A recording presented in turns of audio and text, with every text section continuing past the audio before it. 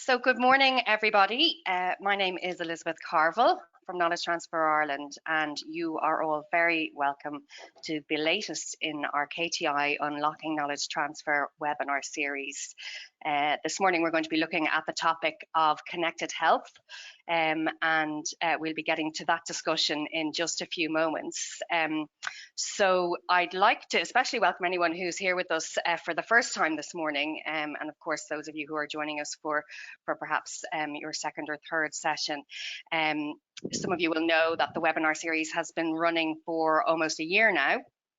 And we've designed this series really to shine a light on some of the real expertise and research that's out there in the higher education institutions in Ireland and across the Irish research system.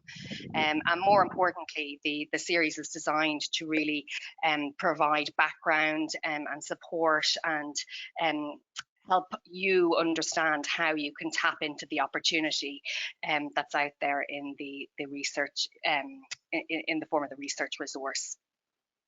So each webinar sees us bringing together a panel of experts to discuss a particular topic of interest, and that will be followed by a questions and answers session from the floor. This morning's no different, and I'm very pleased to be joined by a really terrific panel this morning who I'll introduce to you now in just a moment.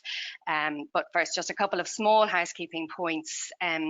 As mentioned, we will have a questions and answers session at the end of this initial chat, and I'd really encourage you to get involved. Please do use the questions panel that you'll see on the top corner of your screen to pose questions throughout our discussion, and we'll do our very best to answer as many of them as we can this morning. Just to note that the webinar is being recorded today, so we will circulate a link to that recording. It will be hosted on the KTI website, and that may just assuage some of your worries should you have any technical issues during the morning. We'll also be circulating a feedback form at the end of the webinar, and we'd really encourage you to complete that and please provide as much feedback as you can. We design these webinars around what it is that you guys are looking for, and we take all of your feedback on board to inform the topics that we cover and the way that the webinars run. So we really would encourage you to complete those. And now, without further ado, as they say, to our esteemed panel, who you can see waiting in the wings here. Anne Cody is Head of Investigator-Led Grants, Research Careers and Enablers at the Health Research Board. Martha Cahill is the National Contact Point and Advisor for EU funding for health research under the Horizon Europe programme, and she's also the State Representative for the Innovation Health Initiative.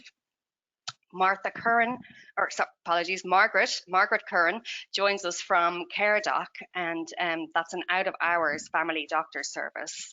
And CareDoc have been very involved in a research consortium with Dundalk IT and Trinity College Dublin, trialling a new technology platform that we're going to hear a little bit more about shortly. And Una is a research fellow in Netwell Casala at Dundalk IT, where she leads the Wearables for Human Performance research team. She also manages the Eastern Corridor Medical Engineering Programme. So you're all very welcome, a panel of ladies, which is unusual, and I'm delighted to see you all here. You're all very welcome for the discussion.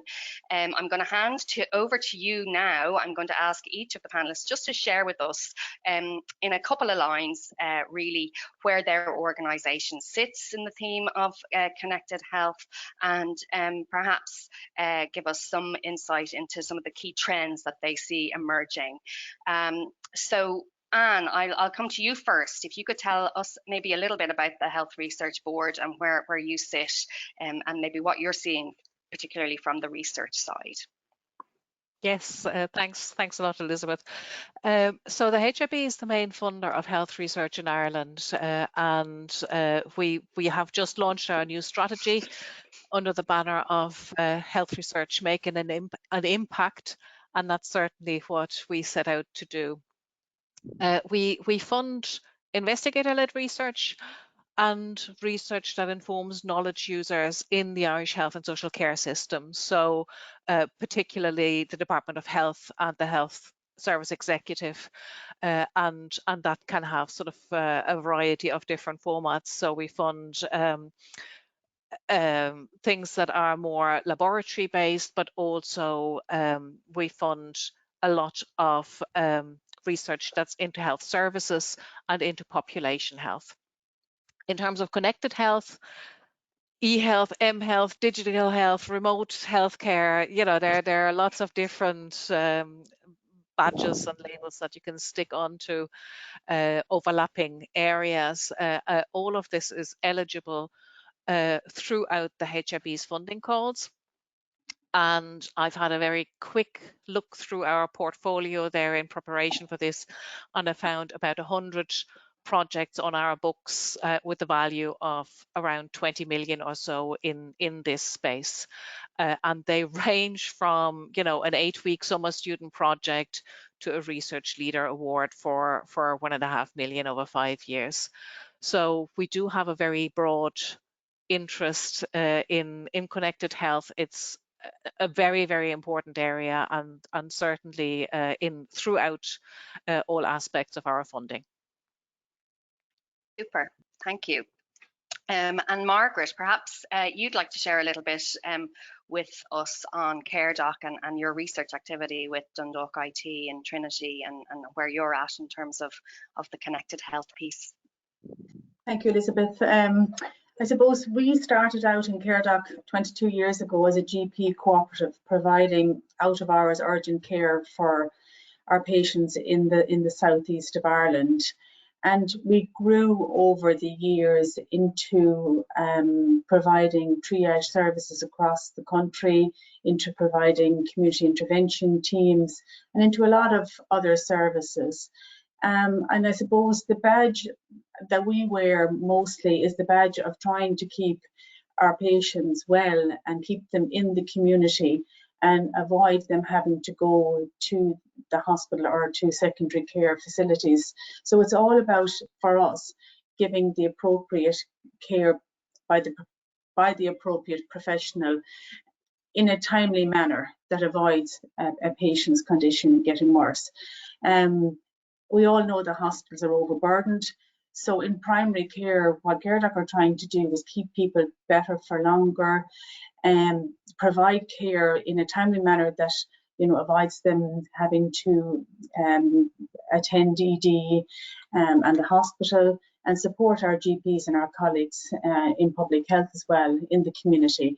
And of course, COVID has brought a lot of additional aspects to all of that. But the project that I'm here today to talk about is the SMILE project, which is funded by Sláintecare. And this project started well over a year ago, where patients with chronic disease are supported at home to manage their disease using wearable devices and tapping into academia and IT that's been developed in DKIT and also in Trinity College. So a platform that's able to store all of that information to give the nurses and the patients a full visibility of what's actually happening in their lives at that given time. So I hope I can kind of explain that to you more shortly. Terrific, thanks, Margaret. And we'll definitely be coming back to you to tell us a little bit more about how that's worked. Una, so you're on the other side. So you know you're based in Dundalk IT, working with companies such as CareDoc. Can you give us a sense of maybe what's involved, and maybe touch on some of the trends you're seeing, if any, in the sort of the front line at the research side? Sure, yeah. Thanks, Elizabeth. Yeah, so I'm a research fellow from Network Casala in Dundalk Institute of Technology. Network Casala is an applied multidisciplinary research centre, and I guess our focus is on how we can enhance the well-being and quality of life of older adults and people with chronic conditions. So, as we all know, we have an ageing population in Ireland, and we're seeing huge increases in people with chronic conditions and people living with multi-morbidity. And we're looking in Network Casala at how we can use different technology solutions and develop new ideas on how we can support older adults to live well at home, and how to allow people with chronic conditions manage themselves in the best way possible at home also. As well as that, we're looking at how we can use technologies, like Margaret said, to prevent hospitalizations and allow people to receive the care that they need in the community or in their home. And also, if someone is hospitalized, how we can allow them to transition more rapidly from that acute hospital setting to care in the community, and ultimately care in the home. And I guess when you speak about trends, I think the COVID pandemic has really acted as a catalyst for remote care and remote technology, and how we can adopt these different technology platforms in the home. And I think this will be the biggest trend over the next few years, will be the increasing demand for remote delivery of care. Super. Yeah, and I mean, you touched on COVID. I think we're certainly going to get to discuss that in a little bit more detail. But yeah, an awful lot seems to be moving towards in the direction of the community, is what I'm hearing. So thanks for that. We'll come back and maybe talk a little bit more about that in a few minutes. And finally, Martha, to you. So from maybe we've been talking kind of about the Irish side. So from a European perspective, are there any key trends that you see emerging, or would you like to tell us a little bit about the Horizon Europe position on connected health? Thanks, Elizabeth. Good morning, everybody. Yes, Horizon Europe has about somewhere in the region of 10 to 15 billion dedicated to health research for the next 7 years. There's multiple programs, so lots of activity going on in the area of modernization of the healthcare system, connected devices, new technologies, the application of AI in terms of predicting disease, and its application in terms of stratifying patients in hospitals, things then like standards for connected devices, cybersecurity, reuse of data, and also the financial models in hospitals, and we're looking at value for money and the processes within hospitals. So lots of activity and options for funding on the EU side. Wow, sounds like there's an awful lot actually. So yeah, certainly lots to discuss. We may not get to all of those this morning, but yeah, we might just draw out one or two of the points that you guys have touched on there. So what I'm hearing is that obviously there's a real societal need, and certainly it sounds as if society in general is moving in the direction of connected health. Perhaps catalyzed by COVID-19. But you know, as with kind of any digital transformation, there are presumably challenges associated with this. I suppose I'm just wondering whether we're seeing Irish research stepping up, and how we might be seeing Irish research stepping up to maybe address some of these challenges. You know, are we seeing an increased level of activity in the space? And I might go on to you, if you could maybe share, you touched on the fact that you did 100 projects. You know, maybe you could share just a little bit about maybe what you're seeing in that regard. You know, are you seeing more activity?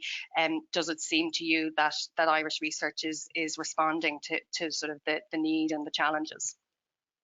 Yeah, absolutely. I mean, there's always been some interest, but I find it's a little bit more sophisticated now. In years back, we would have seen a lot of applications saying, you know, I'm going to create an app, and that app is magically going to solve this particular problem. Yeah. And that app is not going to do anything of that sort unless you have the users very much the intended users very much involved in it, unless you actually know that somebody wants it, and unless you have a mechanism to design it in a way that works in the best possible way for the users. And then you need to get it out and get it adopted, and you need to think about ways of making it accessible and used. So I think it has kind of moved on a little bit from a slightly naive position of, you know, just technology is somehow going to fix all these issues. I've mentioned some of those things that, you know, I think you absolutely need to have in place to have a successful, particularly technical solution and connected health solution. They involve talking to people. And that's actually, that's one of the things that's very close to our hearts in the HRB. We have over the last number of years, put quite a strong emphasis on what we call public and patient and care involvement in research, or PPI for short. That is about getting people into decision making about research, and connected health is an absolutely ideal example where this is, you know, it just doesn't work well without getting that input, and it improves the relevance of science and research projects. It also improves the efficiency, because you're just going to come up with something much better and much better targeted. And, you know, sort of if we talk at people at the centre of HRB funded research, then, you know, this is a must for us. Great. So it sounds to me, so we're seeing sort of a maturation of from the research side, but also you know, looking to the sort of the human element, and bringing that into sort of the technology to sit alongside the technology and the research. Great. And Una, are you seeing something? So you're sort of at the front line with research teams there. Would you say you're seeing something similar from your position? Are you seeing, you know, have you seen changes? Are you seeing research sort of building up in this space? Yeah, I guess if I can talk about one of the projects that I'm directly involved with, the ECME program. So this is a cross-border collaborative research program, and it's funded by the EU's Interreg program. And I suppose the whole overall objective of ECME is to advance cardiovascular medicine through the use of technology. And for years, we've been talking about how we can support, we're talking about cardiac rehabilitation and how we can support patients to undertake their cardiac rehabilitation exercises at home. And it's been shown to be effective, but for one reason or another, the uptake hasn't been great. And it's really since the start of the pandemic, where cardiac rehabilitation services were suspended and patients were asked or forced to undertake their rehabilitation exercise programs in the home and online, and that we've seen an increased demand or interest. So we're currently looking at how at developing a platform to support these patients as they undertake their exercise programs in the home. So our platform will consist of digital devices that will monitor and track the patient as they're exercising, and monitor vital signs and activity levels as they go about their day-to-day activities. And this information is fed into an application which the user can review and obtain feedback on, and also use the application for education and tips on their condition. And their healthcare professional can then review the information also coming in, and review and give feedback on how they're exercising. So really, again, it was only until I suppose 12 months ago that this really kind of gained traction and gained speed, because we've been talking about it for so many years, and it's really just the impetus has been only since the onset of the pandemic that we've really kind of seen this take off more. Great. Well, great to hear that there's sort of increased momentum there, and certainly it sounds like a lot of expertise in the background behind it. And speaking of which, Margaret, you obviously identified an opportunity in the expertise that's out there in terms of opportunity for CareDoc. Your example is a very real example of how business can tap into that expertise and really take it into the business and build on that. Can you tell us a little bit more? You referenced the Smile project that you're working on with Dundalk IT and Trinity. Maybe you could tell us a little bit more about that, and I suppose in particular what the difference has been. So what really has been the difference for the company, for the business in working with the research expertise that's been available to you? Sure. Well, I suppose maybe just even to explain what SMILE stands for, it's supporting multi-morbidity self-care through integration learning and e-health. And this project preceded COVID, and little did we know what was coming. But we felt that the patients that were high users of the out-of-hours service, high users of GP services and hospital services, that we'd have to take a look at how we could maybe provide them with nursing support, because we're all about kind of what Anne mentioned about talking to the participants and to the people who actually live with these conditions on a day-to-day basis and their extended carers, etc. So I suppose we felt we had a good knowledge base about their health-seeking behaviour, and what we were trying to do was build something around those particular high users to see would it support them to live a better life and feel better and delay the symptoms of their condition. And I suppose our connections with DKIT and Network Casala and Trinity came about through a smaller project that we had done previously. So they were able to provide the platform, the digital devices for the project. And we were able to, identify the patients through their own GPs, their practice nurses, their nurse specialists. So we actually went out looking for the higher end users of the health services. And the criteria for enrolling the participants was that they would have 2 or more chronic diseases over the age of 18.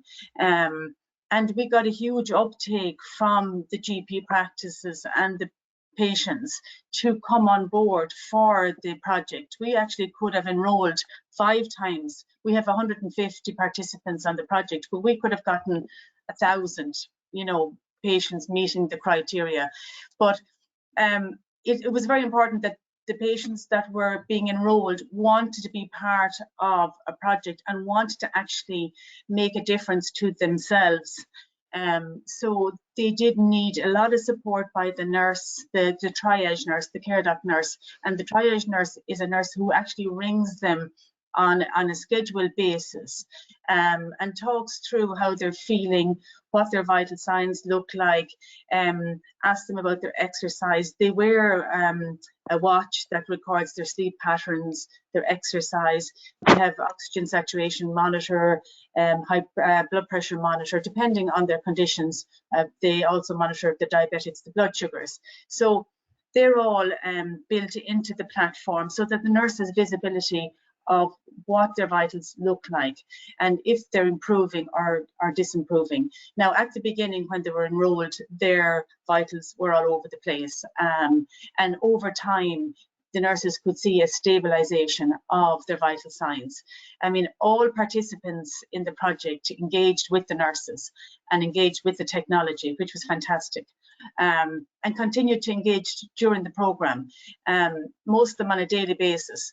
And as they started to feel better, they started to understand, well, what happens in my life that makes my blood sugar go off the Richter scale? What have I been doing that has disrupted my vital signs? And the nurses can often identify what the patient themselves don't really see, and they can kind of educate them to the point where they're actually empowered themselves to make those changes with the support of a health professional on a regular basis. And as the patient becomes familiar with the app and the devices and the readings themselves, they then become the experts, and they bring the device and the iPad with them to the doctor, to the practice nurse, to the hospital, and they can demonstrate to the health professional how they have been getting along over the last number of months, and what has contributed to them feeling better and delaying maybe their condition getting worse, or avoiding, what's most important is avoiding exacerbations in their condition. So often the nurse will pick up that the breathing or the sleep pattern or the exercise has dropped off, and it might be a sign that their COPD is starting to become a problem. So they can actually advise the participant that they need to see their GP, they may need to start steroids, and they may not have been in compliance with their inhalers. So they can encourage all of that as they go along, and they can build up a very good therapeutic relationship with the participant. And often they avoid catastrophic things happening, which the patients themselves have reported back. One or two of our participants have had to go to hospital and have immediate care for their conditions. So they really, I think, the participants have bought into the project hugely and have showed and demonstrated, and the research has showed improvements in their conditions over the period of time that they've been on the project, which is really fascinating really to see in real life. Absolutely, yeah, and very worthwhile, and obviously all geared towards sort of bringing things back into the community, which seems to be something that I'm hearing from a few of you. So thank you, Margaret. Thanks for sharing that. I think it's pretty obvious we could go on chatting like this for a bit longer, but actually I'd like to bring in the audience now, just to sort of open up the discussion a little bit more. And before we go to our questions, though, I'm going to go to our audience poll, and we have a little question for our audience in relation to COVID and how that might have heightened our focus on the issue of connected health. And I know some of our panel have mentioned that just in their intro pieces. So while we're running that poll, I have a question here actually as well. So this again ties in quite nicely. So directly related, and I suppose it's how has COVID accelerated the importance of connected health, and maybe what kind of trends have we seen? Martha, I might go to you on that if I may. If you have any particular trends that you think COVID has brought in. I think COVID has really highlighted the vulnerability of our healthcare system right across Europe. And I think what's apparent is we don't have surge capacity in our hospitals. Okay. And we're also moving towards an older population. There is a statistic that by 2050, 1 in 4 of us will be over 65. And as Margaret mentioned, we have issues like comorbidity, multiple diseases. So the need to move people that don't need to be in hospital from the hospitals to the community where they're managed is going to be really, really important. Margaret also mentioned the need for devices and sensors. And I think the features of those devices and sensors are going to change quite a lot over the next couple of years. We're not going to go around with a brick, to monitor our blood pressure. We want kind of less invasive things. We don't want devices that are going to make us feel like we're on house arrest. I think there's been a push to adopting, to adopting remote monitoring and, use of telemedicine and things like that. So that's a big change. And I think that would have taken a lot longer if we didn't have this COVID crisis. But also it is a step in the right direction, but it's a direction we're going to have to continue to go in. And I suppose the other thing that is also presenting is there needs to be greater connection between the device, like say API links back into a wider system, so doctors can monitor remotely the patient without having to go constantly attend clinics and things like that. And also there needs to be greater link up between the hospitals and the data that the GP needs and the data the community might need, and it needs to all talk to each other seamlessly. So that whole data transfer right down back and forth through the GP system is also an issue that has been highlighted in this. And then also, I think another interesting area we're going to move down through is the use of data such as AI data to predict disease progression and making more informed decisions about whether we're progressing towards disease and going in the right path or not.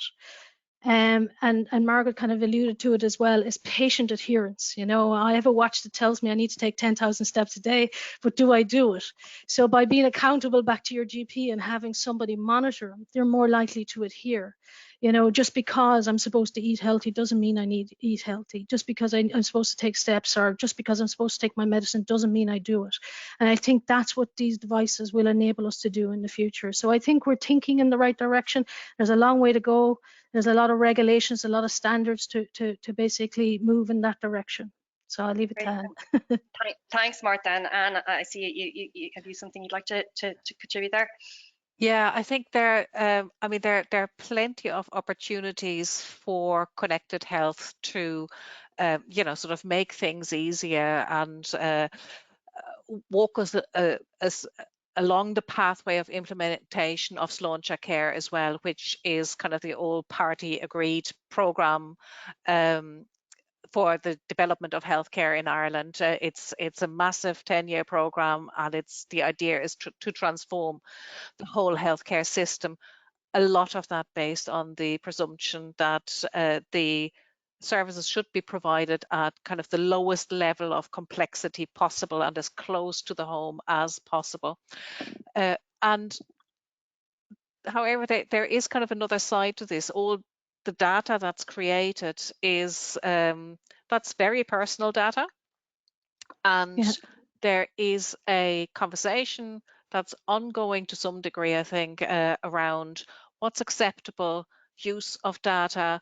On the one hand, there's a push towards data linkage, and that would be great to make sense of some information or some data that we have that is just data and not information at this point.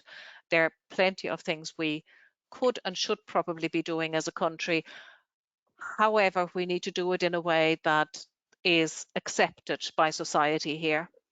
And the fact that GDPR came in again prior to COVID, it was actually quite timely, I think, because it forced a lot of those discussions about consent, about the use of data, about the need to put it out there. What are you going to do with it? And it made poor practice an awful lot harder, let's put it this way. And I think that societal discussion is not quite complete, and it's not just a driver of saying, yes, it's greater efficiency if everything is linked up. Yes, it would be. But if it's not accepted by society, then, it's not going to work either. Yeah, okay. And actually we're getting some questions in even before we started talking about data.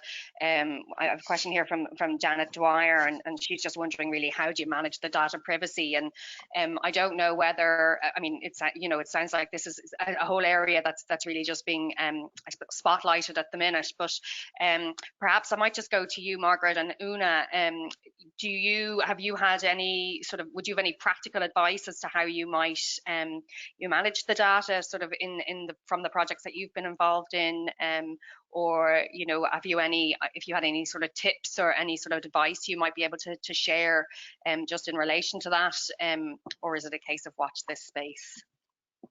Margaret, I might just go to you first. Yes, I think that's the beauty of the academia and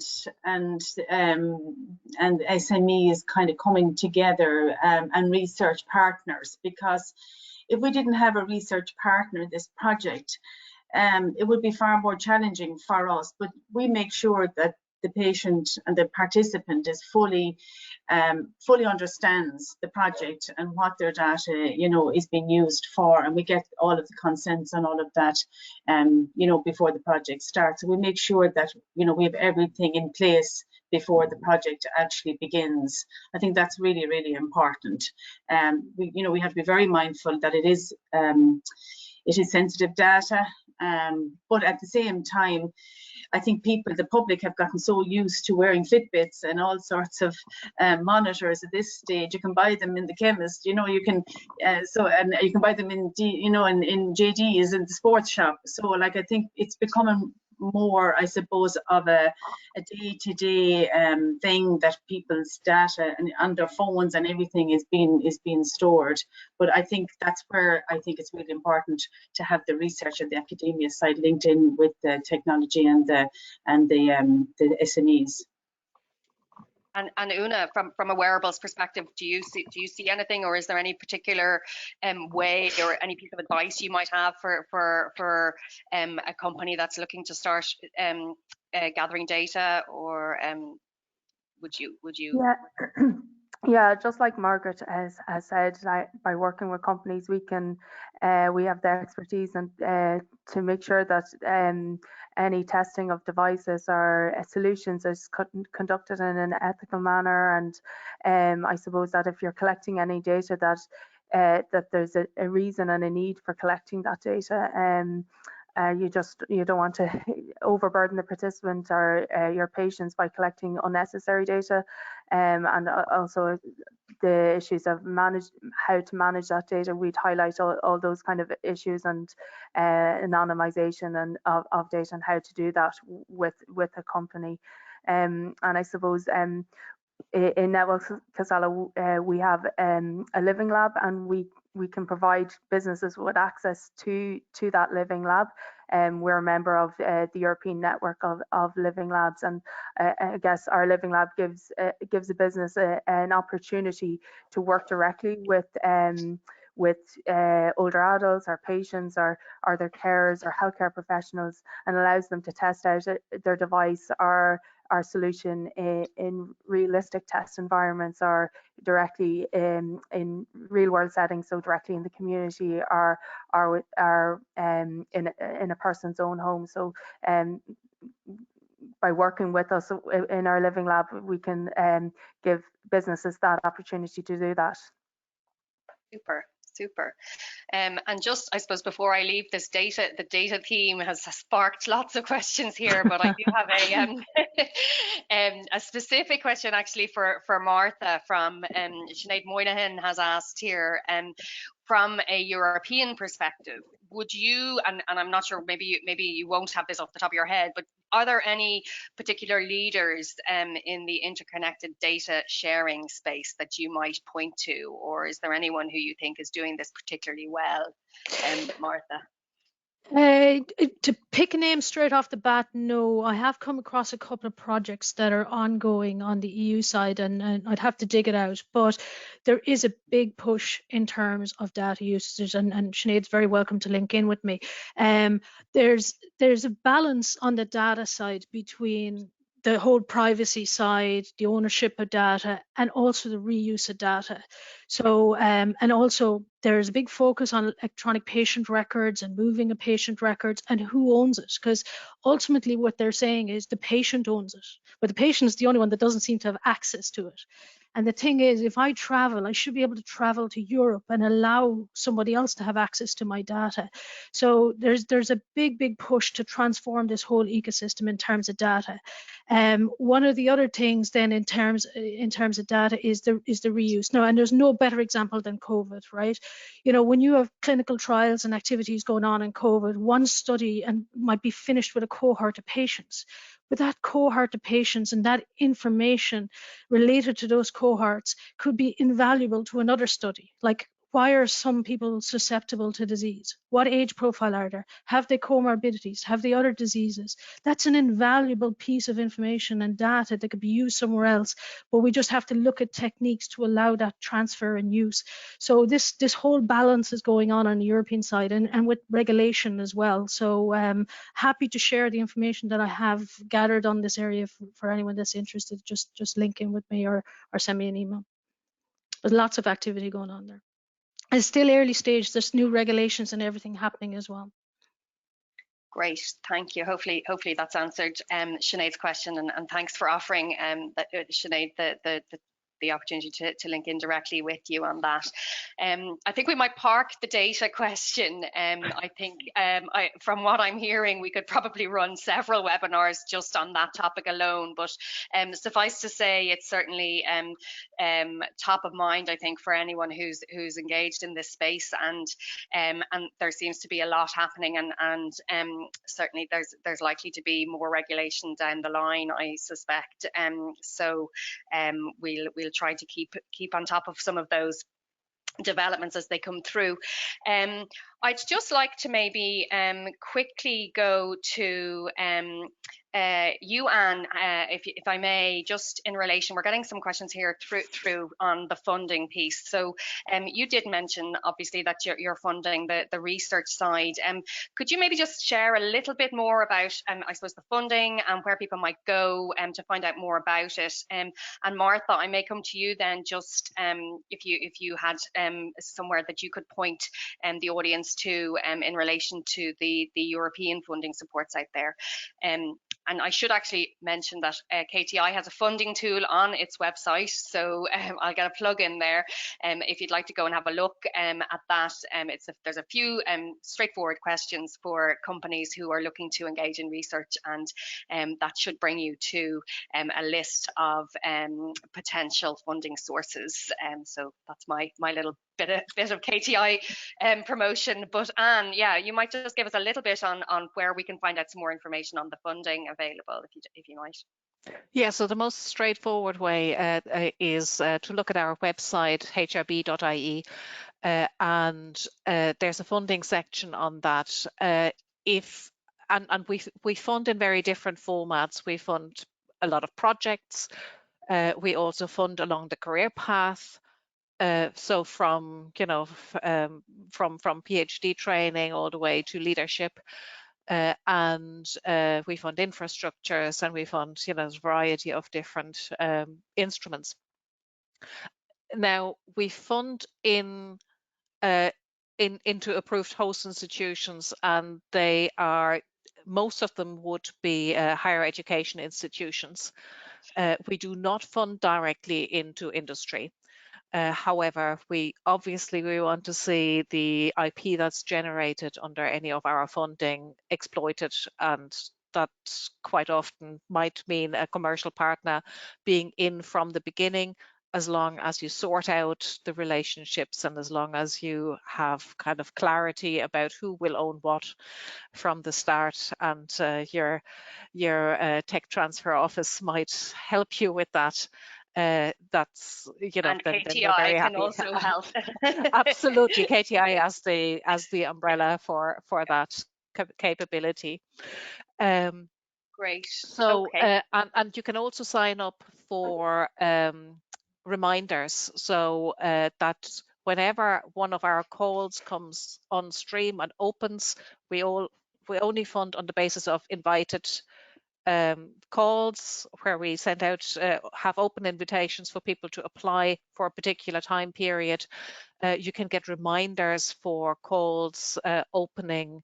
Again, you can sign up on our website for that, and you'll never miss a call again.